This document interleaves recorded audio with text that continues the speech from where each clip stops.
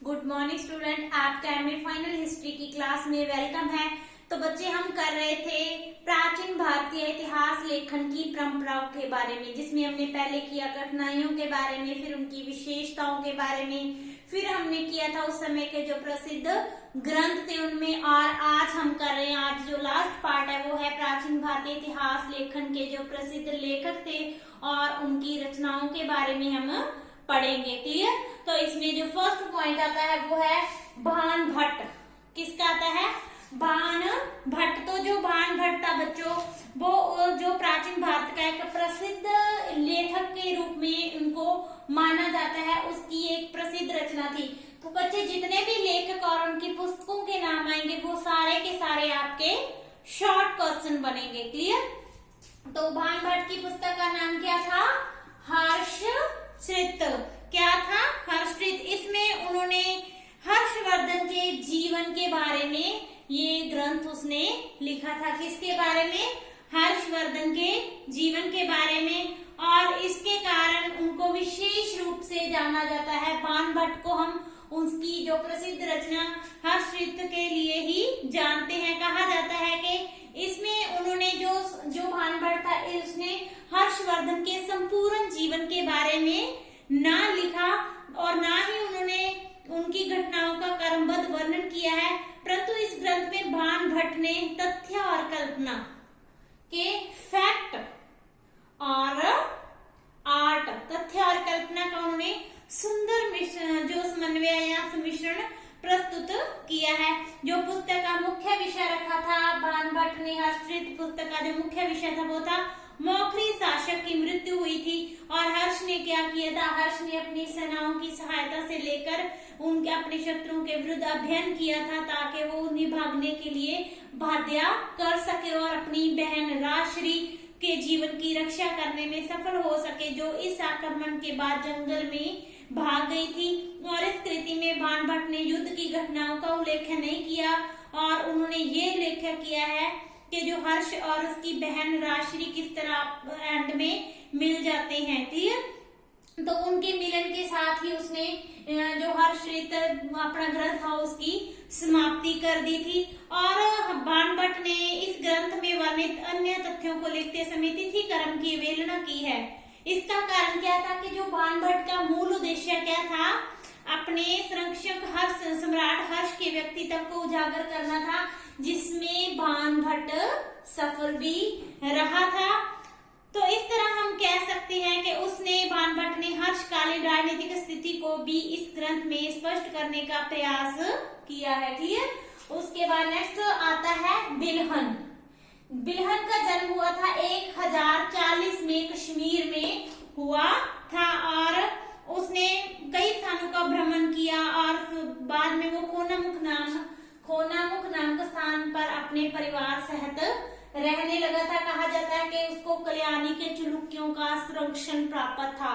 Very important short question, कि उसको कल्याणी के चालुक्य शासकों का संरक्षण प्राप्त था और उन्होंने उसको विद्यापति की उपाधि भी दी थी। ये भी आपका शॉर्ट क्वेश्चन बनेगा कि बिलहन को चालुक्य शासकों ने या किसने कौन सी उपाधि दी थी? तो कौन सी उपाधि दी थी? विद्यापति की उपाधि भी दी थी। और उसने अपना एक ग्रंथ लिखा था कंस सुंदरी, जिसमें उन्होंने अनिलवाड़ा का शासक था करण देव, उनके विवाह का विस्तृत वर्णन किया है।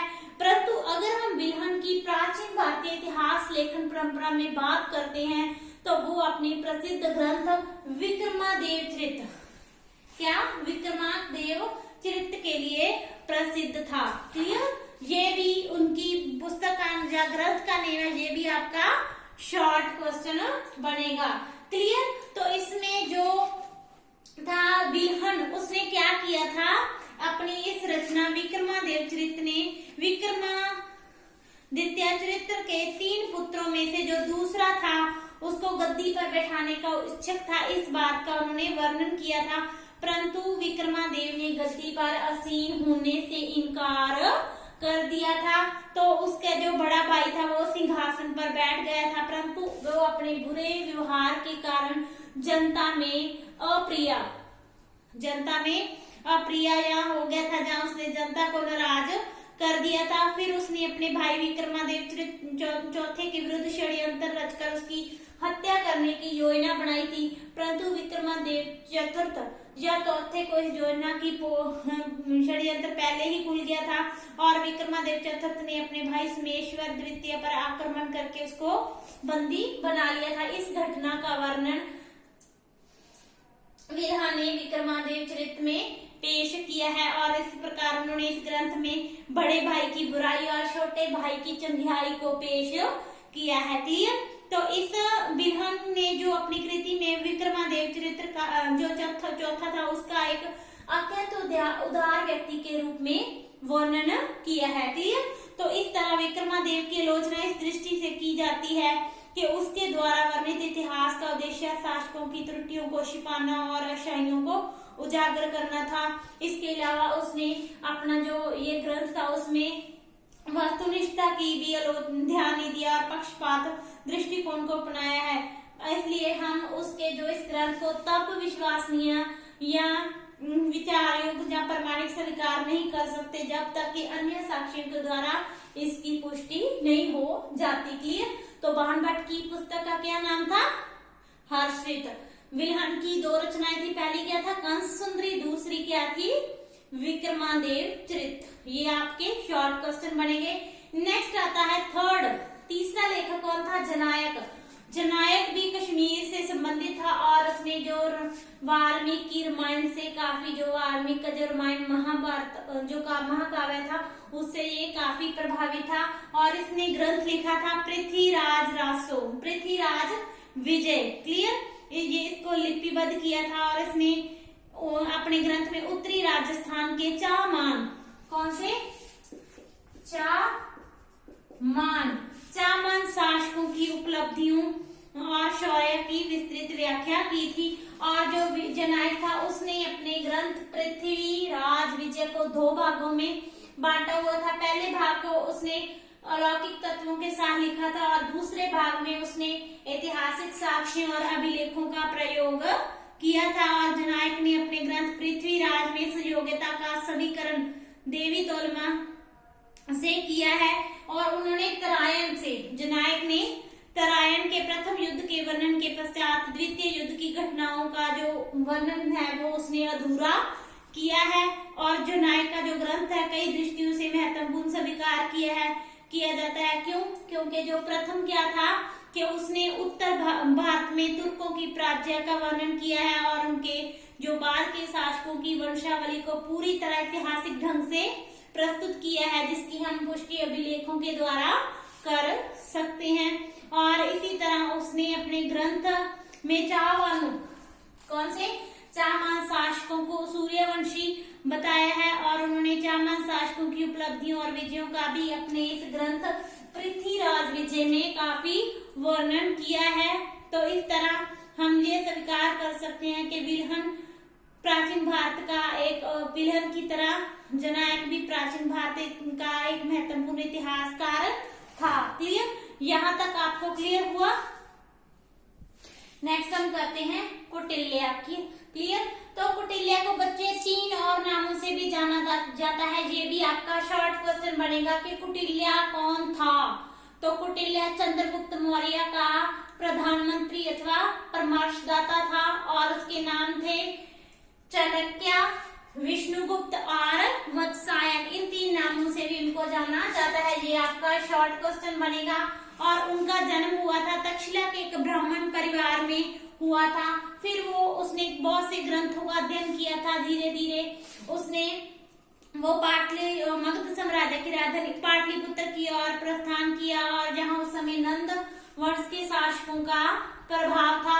तभी उसकी जो मुलाकात होती है वो होती है चंद्रगुप्त मौर्य से, जो समय नंद वंश का अंत करना चाहता था। तो चंद्रगुप्त ने चाणक्य या कौटिल्य के सहयोग से मुगल जो मगध साम्राज्य था उसका अंत कर दिया था और उन्होंने मौर्य वंश की स्थापना की थी। और जो चंद्रगुप्त था वो चाणक्य की सेवाओं से इतना ज्यादा प्रभावित हुआ था, उनके सहयोग वफादारी थे कि उन्होंने अपने जो सिंहासन आरोहण जहाँ उसका राज्याभिषेक किसने किया था? चंद्रगुप्त मौर्य का, कौटिल्य ने ही किया था। और जो चंद्रगुप्त मौर्य था उसने ही चाणक्य चनक्या कौटिल्य को बाद में अपना प्रधानमंत्री अथवा परामर्शदाता भी नियुक्त किया था। अगर हम उनके ग्रंथों की बात करें तो उनका एक फेमस ग्रंथ था, वेरी इंपॉर्टेंट शॉर्ट क्वेश्चन, उनका नाम था अर्थशास्त्र। क्या था? अर्थशास्त्र उन्होंने ग्रंथ लिखा था, जिसने उसकी इस रचना ने उसकी जो ख्याति में 4 चांद लगा दिए थे। उसने अपने स्वामी की शासन विधि को प्रतिपादित करने के लिए इस ग्रंथ की रचना की थी और इस ग्रंथ में लगभग 15 भाग, 180 उपभाग और 6000 श्लोक पाए जाते हैं। तो कौटिल्य ने अपने इस ग्रंथ में अर्थशास्त्र में मौर्य काल की प्रशासनिक, राजनीतिक, आर्थिक और सामाजिक दशा का वर्णन ही नहीं किया है, बल्कि उसने उस समय के राजतंत्र, गणतंत्र, राजद्रोह, शांति संधि और शासक और मंत्री परिषद के अधिकारों और कर्तव्यों का भी वर्णन किया है। क्लियर? तो इस तरह अर्थशास्त्र के शीर्षक से, नाम से ये वास्तविक रूप से उस समय की ऐतिहासिक जानकारी का अमूल्य खजाना माना जाता है, जो कि चाणक्य या कौटिल्य की विद्वता और योग्यता का प्रत्यक्ष प्रमाण है। क्लियर? उसके बाद लास्ट आता है कलहन।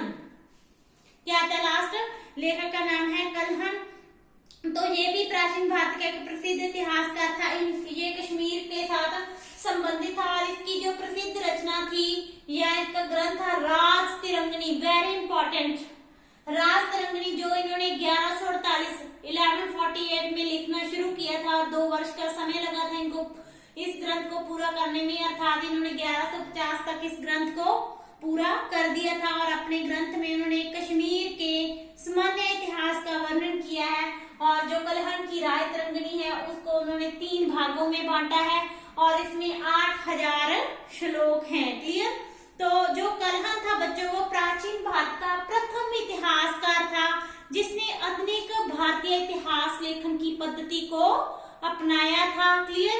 तो उन्होंने घटनाओं के संदर्भ में अपने दृष्टिकोण का स्पष्ट रूप में वर्णन अपने ग्रंथ में किया था और उसकी जो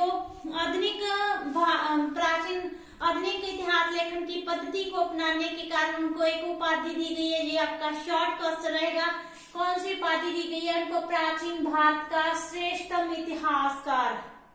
आई रिपीट, प्राचीन भारत का सर्वश्रेष्ठ इतिहासकार नाम की उनको उपाधि दी गई है। तो उन्होंने अपने जो ग्रंथ राय तिरंगनी को समय की जो श्रेष्ठतम कृति के नाम से भी जाना जाता है और ये पहला लेखक था जिसने पूर्वाग्रह और पक्षपात को स्थान दिए बिना अपनी कृति को पूरा किया था और इन्होंने अपनी रचना में तिथि कर्म को अत्यधिक महत्व दिया था। इसी के साथ साथ कलहन ने अपनी जो राय तिरंगनी ग्रंथ में एक उपलब्ध साक्ष्यों, सिक्कों, अभिलेखों का भी प्रसिद्ध प्रयोग किया है। तो इस तरह यही कारण है कि जो सभी विद्वान हैं वो एक इतिहासकार के रूप में कलहन का स्वागत या उनका सम्मान करते हैं। तो ये टॉपिक बच्चों आज आपका कंप्लीट हुआ। कल हम करेंगे नेक्स्ट मध्यकालीन भारतीय इतिहास की परंपरा, जो ये थी प्राचीन भारतीय इतिहास लेखन की परंपरा। कल हम करेंगे नेक्स्ट मध्यकालीन भारतीय इतिहास लेखन की परंपरा के बारे में। Thank you so much.